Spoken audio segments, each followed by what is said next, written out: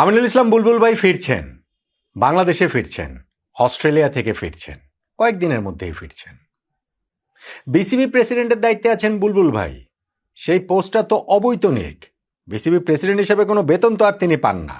আর যেহেতু তিনি Bangladesh cricket board এই প্রতিষ্ঠানটার প্রধান, ফলে কখন তিনি অস্ট্রেলিয়া গেলেন, কখন তিনি বাংলাদেশে ফিরলেন, এই জন্য কারো কাছ থেকে তার অনুমতি নিতে হয় না, জবাবদিহিতারও কিছু আসলে নেই। এই কথা ইন্টারভিউতে বুলবুল ভাই নিজেই বলেছেন। সত্যি কথা। বুলবুল ভাই এইবার প্রায় মাসখানেকেরও বেশি সময় পর যে বাংলাদেশে ফিরছেন, ফিরে কিন্তু তাকে অনেকগুলা জবাবদিহিতার মুখে পড়তে হবে। বাংলাদেশের নতুন সরকারের নতুন ক্রীড়া প্রতিমন্ত্রী আমিনুল হকের সঙ্গে তিনি যে একটা মুখোমুখি অবস্থানে দাঁড়িয়ে গেছেন, ওই যে তদন্ত কমিটি নিয়ে পাল্টা একটা চিঠি যে তিনি দিয়েছেন, একক ক্ষমতা বলে যে দিয়েছেন, সেটা জবাবদিহিতার মুখে তাকে পড়তে হবে। বুলবুল ভাইকে দুইটা তদন্ত কমিটির জবাবদিহিতার মুখে পড়তে হবে। বিসিবি নির্বাচনটা কিভাবে হয়েছে সেই তদন্ত কমিটি, এবং আরও একটা তদন্ত কমিটি তো গঠিত হবার কথা যে বিশ্বকাপে বাংলাদেশ কেন খেলেনি, এগুলোর মুখোমুখি তাকে হতে হবে। তাকে মুখোমুখি হতে হবে বিসিবির ইন্টারনাল যে বিভিন্ন ইস্যুজ রয়েছে, এবং সেইখান থেকে তার একজন বিসিবি পরিচালক আমজাদ হোসেন তিনি যে পদত্যাগ করেছেন, সেগুলো নিয়েও তার কলিগদের প্রশ্নের মুখোমুখি বুলবুল ভাইকে হতে হবে, হতে হবার কথা। সংগঠকদের প্রশ্নের মুখে তাকে পড়তে হবে, কোর্টের প্রশ্নের মুখেও তাকে পড়তে হতে পারে, ক্রিকেটারদের প্রশ্নের মুখেও আমিনুল ইসলাম বুলবুল ভাইকে পড়তে হবে। ফলে বুলবুল ভাইয়ের এইবারের ফেরাটা কিন্তু অন্যরকম।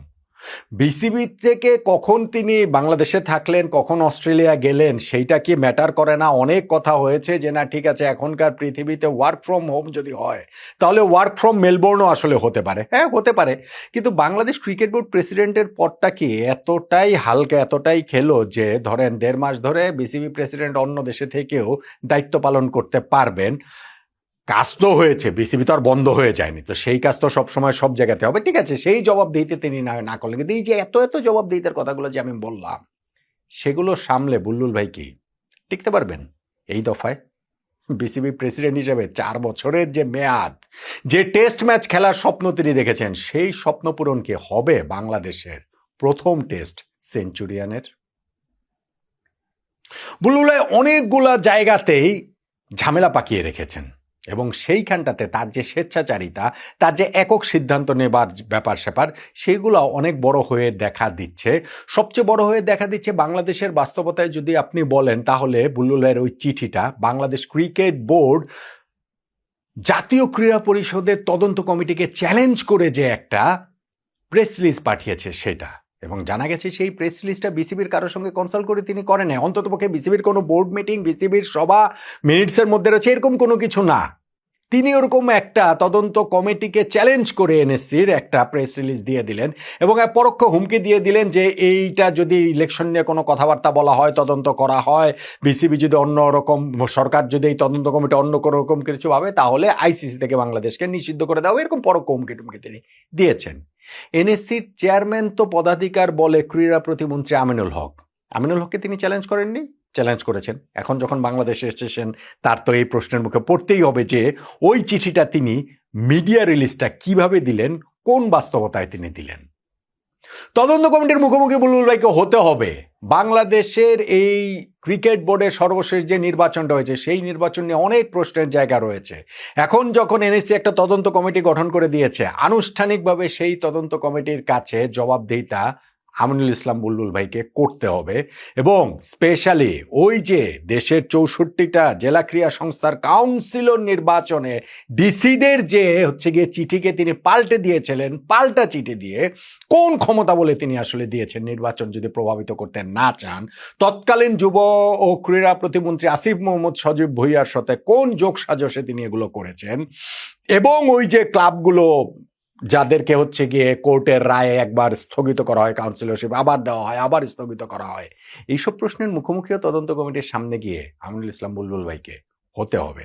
আর আরেকটা তদন্ত কমিটি, আমি জানি না ঈদের পরে তো কয়েকদিন পেরোলো, ওই তদন্ত কমিটিটা এখনো কেন গঠিত হচ্ছে না, যে বিশ্বকাপে বাংলাদেশ কেন খেলতে পারেনি।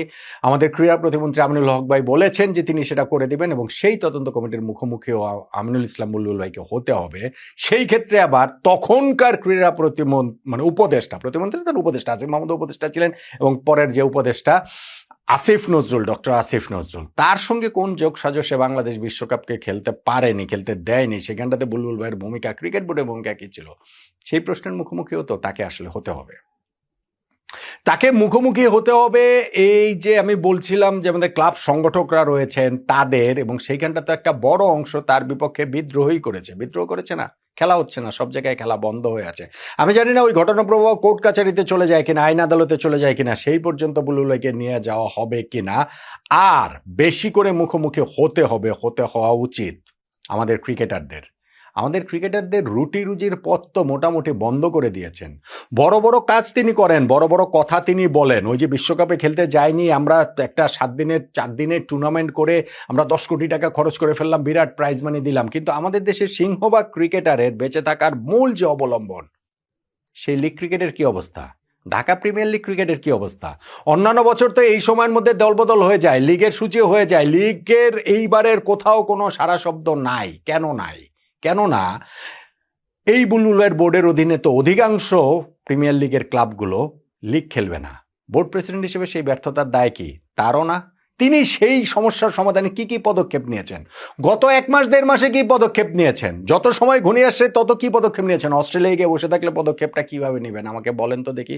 এই যে আমাদের ক্রিকেটার জাকের আলী অনেক ফেসবুকে স্ট্যাটাস দেন, আক্ষেপ ভরা স্ট্যাটাস দেন যে এক সময় আমরা ঢাকা প্রিমিয়ার লিগ খেলতাম, সেইটা নিয়ে আপনারা ট্রল করেন, অনেকে ট্রল করেন। ভাই, এই ঢাকা প্রিমিয়ার লিগ দিয়ে বাংলাদেশের প্রিমিয়ার সব ক্রিকেটারদের রুটি রুজির ব্যবস্থা হয়।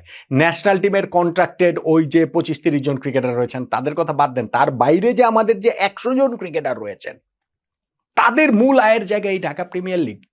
কোথায় সেই প্রিমিয়ার লিগ বন্ধ হয়েছে? জাকের আলী অনেক আক্ষেপ বড় স্ট্যাটাস দেন, সেটা নিয়ে আমরা হাসাহাসি করি, সেটা নিয়ে আমরা ট্রোল করি। আমাদের নুরুল হাসান সোহান আরেক ক্রিকেটারও ফেসবুকে স্ট্যাটাস দিয়েছেন যে প্রিমিয়ার লিগের স্মৃতিটা সবসময় বিশেষ কিছু, নতুন সিজন শুরু হওয়ার অপেক্ষা। কোথায় সেই সিজন? কোনো দিকের কি কোনো হাওয়া বাতাস রয়েছে?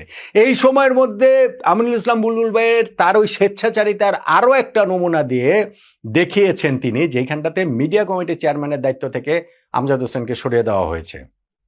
সরিয়ে তিনি দিতেই পারেন, দায়িত্ব পুনর্বন্টন করতেই পারেন, কিন্তু সেটা তো একটা প্রসেস আছে, সেটা তো একটা ওয়ে আছে।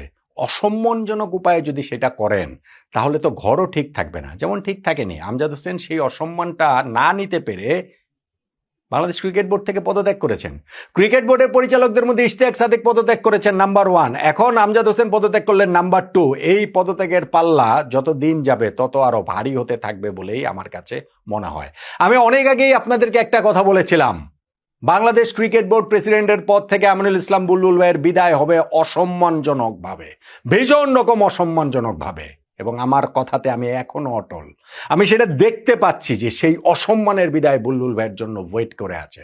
আমি বলেছিলাম যে এই 12ই ফেব্রুয়ারি নির্বাচনের ফল পরবর্তী সময়টাতে ক্রিকেট বোর্ডে যে 4 বছরের মেয়াদ, তারা 4 মাস কাটিয়েছিল, আর 4 মাস তারা কাটাতে পারবে না। এবং আমার এখনো সেটাই মনে হয় যে ওই 4 মাস সময় এই ক্রিকেট বোর্ডের হাতে আর নাই। এই ক্রিকেট বোর্ডকে ভেঙে ফেলা হবে, এই ক্রিকেট বোর্ডকে বিদায় নিতে হবে। কোনভাবে, কোন প্রক্রিয়ায় নিতে হবে সেইগুলো আমি জানি না, কিন্তু যেই নির্বাচনটা, প্রশ্নবিদ্ধ নির্বাচনটা তারা করেছিলেন, সেইটা করে পার পাওয়া যাবে বলে এখনকার সময় আমার কাছে মনে হয় না। এবং বিশ্বকাপটা বাংলাদেশ যেভাবে খেলতে পারেনি, সেইখান থেকেও বুলবুল ভাইয়ের দায় মুক্তির জায়গা আছে বলে আমার কাছে মনে হয় না। বুলবুল ভাই যখন বাংলাদেশ ক্রিকেটে এসেছিলেন তিনি এই যে যখন প্রথমবারের মতো গত বছর আসলেন, বলেছিলেন মুখে মুখে যে জমি বিক্রি করতে এসেছেন। জমি বিক্রি করতে এসে বাংলাদেশ ক্রিকেট বোর্ডের প্রেসিডেন্ট হয়ে গিয়েছিলেন, এবং তারপরে তিনি বলেছিলেন যে একটা কুইক T20 ইনিংস খেলতে চান, বিসিবির পরের নির্বাচনটা দিয়েই তিনি চলে যাবেন। যদি তিনি চলে যেতে পারতেন, বাংলাদেশ ক্রিকেটে তিনি স্মরণীয় হয়ে থাকতে পারতেন। লোভ সংবরণ করেছেন, ক্রিকেট বোর্ড প্রেসিডেন্টের মতো মর্যাদাপূর্ণ আসনটাতেও তিনি স্থায়ী হিসাবে গেড়ে যেতে চাননি। যা বলেছিলেন কথা রেখেছেন, নির্বাচন দিয়ে তিনি চলে গেছেন, কিন্তু তিনি তো সেটা করেননি। লোভের কাছে বরং আত্মসমর্পণ করেছেন। ক্রিকেট বোর্ড প্রেসিডেন্ট হিসাবে আরো 4 বছর থাকার লোভে তিনি সেই নির্বাচন করেছেন, এবং ওই নির্বাচনে তখনকার সরকারের সঙ্গে যোগ সাজসে অনেক নয়ছই তিনি করেছেন। এইবার তাই বুলবুল ভাই যখন ফিরছেন, ফেরাটা অন্যরকম হবে, এবং সেই ফেরাটা আমার কাছে মনে হয় চিরতরে চলে যাওয়ার জন্যই বুলবুল ভাইয়ের এই ফেরা কিনা। ওই প্রশ্নটা এখন ক্রমশ বড় থেকে আরো বড় হয়ে উঠছে।